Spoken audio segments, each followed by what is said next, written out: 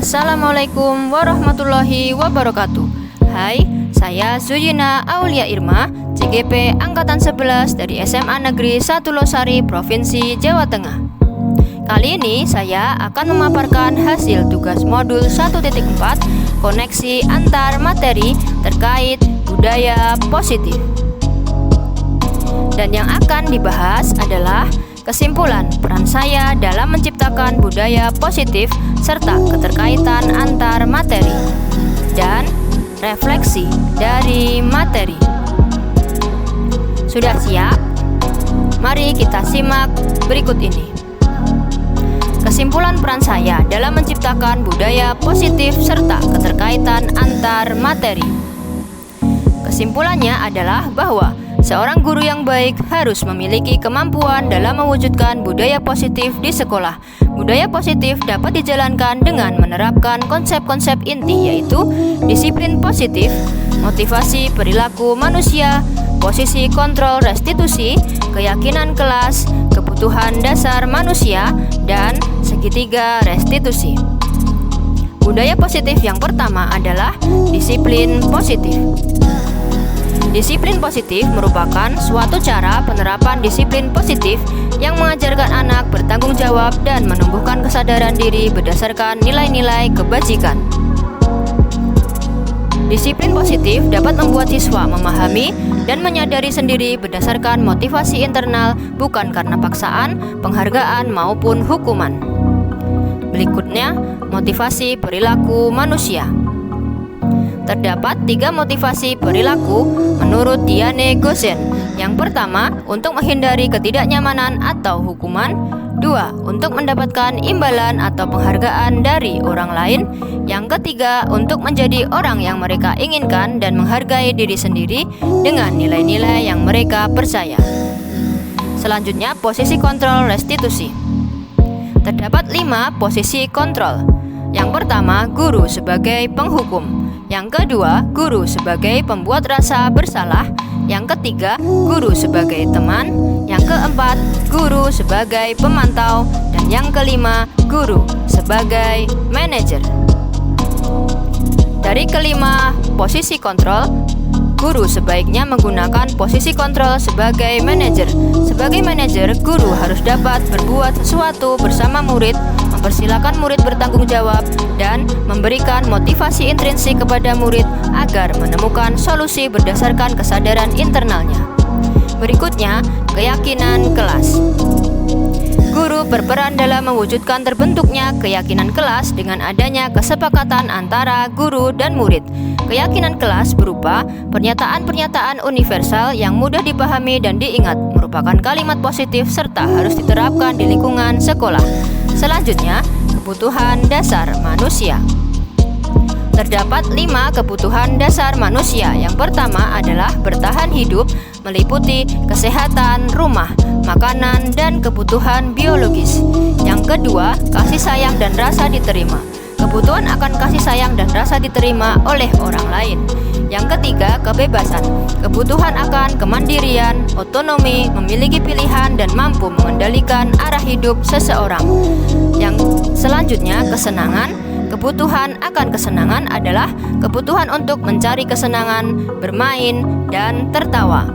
Dan yang terakhir, penguasaan. Kekuatan untuk mencapai sesuatu, menjadi kompeten, menjadi terampil, diakui atas prestasi dan keterampilan kita, didengarkan, dan memiliki rasa harga diri. Selanjutnya, segitiga restitusi. Terdapat 3 tahapan pada segitiga restitusi. Yang pertama, menstabilkan identitas. Selanjutnya, validasi tindakan yang salah. Kemudian, menanyakan keyakinan. Pada tahap menstabilkan identitas, berdasarkan prinsip bahwa membuat kesalahan adalah bagian dari proses pembelajaran, guru berperan menggeser identitas murid dari identitas gagal ke identitas sukses. Pada tahap ini, jangan mengkritik murid yang sedang mengalami identitas gagal. Selanjutnya, validasi tindakan yang salah. Berdasarkan prinsip, setiap perilaku berupaya memenuhi suatu kebutuhan tertentu. Guru atau orang tua akan menggeser pemikiran dari stimulus respon menjadi proaktif. Mengenali dan mengakui kebutuhan murid ini dapat memperbaiki hubungan dengan murid. Pernyataan atau pertanyaan disampaikan dengan nada suara, tidak menghakimi atau memojokkan. Tahap menanyakan keyakinan. Teori kontrol menyatakan bahwa pada dasarnya kita termotivasi secara intrinsik. Saat perilaku telah divalidasi dan identitas sukses telah stabil, maka murid telah siap mengaitkan keyakinannya dengan tindakannya yang salah. Selanjutnya, keterkaitan antar materi pada modul 1.1, modul 1.2, modul 1.3, dan modul 1.4. Keterkaitan dapat dilihat pada gambar tersebut bahwa filosofi KHD, nilai dan peran guru penggerak, visi guru penggerak, budaya positif, keseluruhannya akan berusaha untuk mewujudkan generasi pelajar Pancasila yang memiliki profil pelajar Pancasila. Keterkaitannya menurut saya bahwa seorang pendidik atau guru haruslah menjadi teladan bagi peserta didiknya. Guru seyogyanya dapat menjadi fasilitator sesuai dengan trilogi KHD, yaitu Ing Ngarso Sung Tulodo, Ing Madya Mangunkarso, Tutwuri Handayani. Guru juga harus dapat menuntun ke arah yang lebih baik sesuai dengan kodrat alam dan kodrat zaman peserta didik. Agar dapat mencapai pendidikan yang menuntun, kita sebagai guru harus memahami apa saja dimensi-dimensi pada profil pelajar Pancasila. Dengan memahami dimensi-dimensinya, maka kita dapat memiliki fokus atau tujuan tentang ilmu yang akan kita berikan untuk mewujudkan dimensi profil pelajar Pancasila pada peserta didik. Profil pelajar Pancasila dapat terwujud jika seseorang guru memiliki visi untuk dapat menciptakan perubahan ke arah yang lebih baik di lingkungan sekolahnya. Kemudian, visi yang telah dibuat akan dimunculkan menjadi sebuah prakarsa perubahan yang akan direalisasikan agar tujuan menuntun dapat tercapai.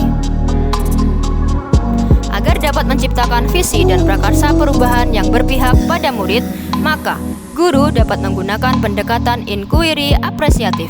Inquiry apresiatif adalah pendekatan bermanajemen perubahan yang kolaboratif dan berbasis kekuatan, di mana guru diharapkan mampu memberikan inti positif yang dimilikinya agar dapat memberikan kontribusi pada keberhasilan.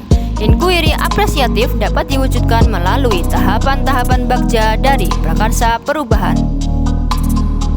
Berdasarkan penerapan tahapan-tahapan bagja pada prakarsa perubahan, maka akan muncul pembiasaan-pembiasaan positif di sekolah yang kita kenal dengan budaya positif. Budaya positif ini akan menimbulkan rasa aman dan nyaman pada murid dalam proses pembelajaran. Budaya positif juga mendorong murid untuk mampu berpikir, bertindak, dan mencipta sebagai proses memerdekakan diri sehingga murid lebih mandiri dan bertanggung jawab. Harapannya, penerapan budaya positif dapat membentuk generasi pelajar Pancasila. Selanjutnya, refleksi dari materi. Terdapat 8 pertanyaan refleksi yang harus kita jawab. Yang pertama adalah, sejauh mana pemahaman Anda tentang konsep-konsep inti yang telah Anda pelajari di modul ini, yaitu disiplin positif, teori kontrol, teori motivasi, hukuman dan penghargaan, posisi kontrol guru, kebutuhan dasar manusia, keyakinan kelas, dan segitiga restitusi. Adakah hal-hal yang menarik untuk Anda dan di luar dugaan? Saya telah memahami konsep inti dari modul 1.4 dengan baik yang meliputi disiplin positif, teori kontrol, teori motivasi, hukuman dan penghargaan, posisi kontrol guru, kebutuhan dasar manusia, keyakinan kelas, dan segitiga restitusi. Pemahaman ini akan saya implikasikan dalam lingkungan sekolah serta saya akan berbagi praktik baik tentang budaya positif kepada rekan sejawat. Hal menarik bagi saya dan di luar dugaan adalah adanya keterkaitan langsung antara budaya positif dengan perubahan sikap emosional atau psikis murid karena motivasi dibentuk secara intrinsik. Yang kedua, perubahan apa yang terjadi pada cara berpikir Anda dalam menciptakan budaya positif di kelas maupun sekolah Anda setelah mempelajari modul ini? Saya lebih mengerti bahwa seharusnya kita sebagai guru dalam memposisikan diri ketika membantu menyelesaikan permasalahan peserta didik dengan 5 posisi kontrol. Dan saya menjadi memahami bahwa kita seharusnya sebagai guru lebih memposisikan diri menjadi posisi kontrol manager dengan segitiga restitusi. Kita sebagai guru juga harus mengerti perbedaan hukuman dan konsekuensi serta sekarang berupaya untuk menghindari hukuman untuk dialihkan kepada konsekuensi maupun motivasi intrinsik. Saya juga menjadi lebih mengerti adanya nilai-nilai kebajikan baik universal maupun non-universal. Saya juga menjadi mengerti 5 kebutuhan dasar manusia. Modul 1.4 ini banyak pelajaran yang saya dapatkan dan saya semakin mengerti bagaimana seharusnya menjadi guru yang sesungguhnya. Pertanyaan ketiga, pengalaman seperti apakah yang pernah Anda alami terkait penerapan konsep-konsep inti dalam modul budaya positif baik di lingkup kelas maupun sekolah Anda? Pengalaman saya membuat keyakinan kelas bersama dengan peserta didik. Saya juga memiliki pengalaman dalam mengenangani siswa yang sering tidak masuk pada jam pembelajaran saya, bolos sekolah, dan tidur di jam pelajaran menggunakan segitiga restitusi dengan langkah-langkah yaitu menstabilkan identitas, validasi tindakan yang salah, dan menanyakan keyakinan. Yang keempat, bagaimanakah perasaan Anda ketika mengalami hal-hal berikut? Saya merasa senang karena dapat menerapkan segitiga restitusi pada peserta didik dan membantu menyelesaikan permasalahan dengan pemberian motivasi intrinsik agar peserta didik dapat memecahkan masalah sendiri berdasarkan kesadaran individu.